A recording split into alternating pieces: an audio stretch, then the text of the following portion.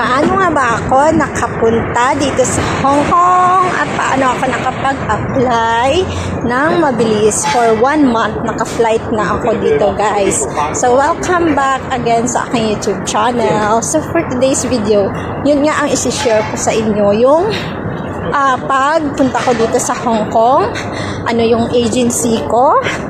So, ang agency ko, guys, is Maris Manpower Agency. Nasa Pedro Hill siya. And marami silang Facebook account, Facebook page. I-search nyo lang yan yung Maris Manpower Agency. Kahit maliit lang yung subscribers, ay yung followers, or ano, sila pa din yan, guys. So, makakapag-reply pa din yan sila sa inyo pag nag-message kayo sa kanila. Siguraduhin nyo lang na pag-message nyo sa kanila is ready na kayo sa interview. Kasi, once na nag-message ka sa kanila, mga 1 hour lang yan, kailangan naka-ready ka kasi i-interviewin ka yan nila. Nasabihin nila na mag-ready ka, lahat gagawan kanila ng resume. Kahit malayo kayo, guys, or sa ano kayo sa buong Pilipinas. So, kaya pwede kayo mag-apply doon through online lang siya. Video call yun. Video call kanila. Tapos, lahat yan, lahat ng about sa'yo, tatanungin nila ng mga, mas maganda yung, bago kayo mag-apply, isulat nyo na yung mga naging experience ninyo, working experience, para hindi na kayo malito-lito. Kasi kung anong sinulat nyo dun sa resume nyo, kailangan tandaan nyo. Kasi sa interview, sa employer's interview, dun talaga sila nagbabase ng kanilang interview. So, hindi ka pwedeng magkamali-mali kasi pag nagmali ka doon sa interview, magmamali na talaga. Yun, sabihin nila liar ka, hindi ka nagsasabi ng totoo. Kaya, once na nag-apply ka doon sa agency namin, is kailangan isulat mo para at least kahit hindi yung totoo or kailangan mo magdagdag ng working experience mo, is matandaan mo kung anong date yun, anong year, saan, anong amo mo, ilan yung amo mo, ganun. Kaya dapat tandaan nyo, guys, pag nag-a-apply kayo. Kasi binabase lahat yung interview sa resume.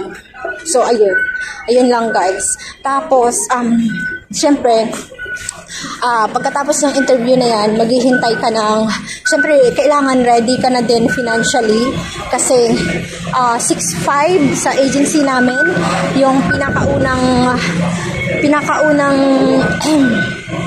ida-down payment mo is 3.5 and then sa medical is also 3.5.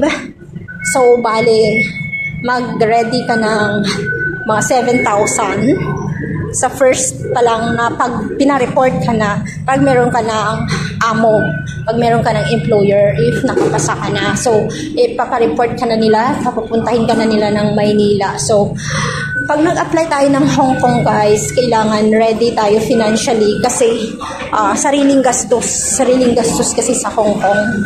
So, hindi siya gaya ng Singapore na salary deduct, gano'n, di ba? Salary deduct.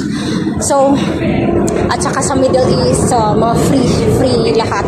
Wala kang problemahin. Pero dito sa Hong Kong, guys, sarili mong gastos.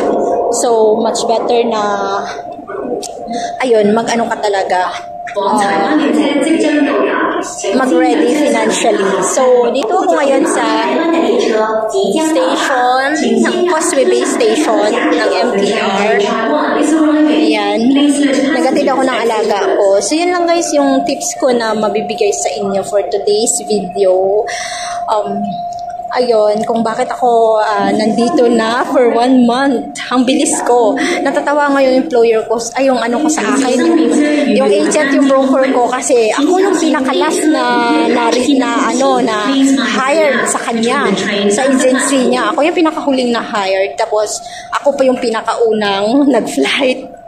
Oo, kasi urgent ako guys. Napakaswerte ko kasi sabi ko, Lord, sana ibigay mo na last na talaga to kasi syempre may edad na tayo, di ba? I'm 41 guys. I'm 41 years old. So, alam mo yun, sabi ko mahirap na mag-apply sa iba. So, need talaga na pinagdasal ko talaga na last na talaga bigyan niyo ako ng chance.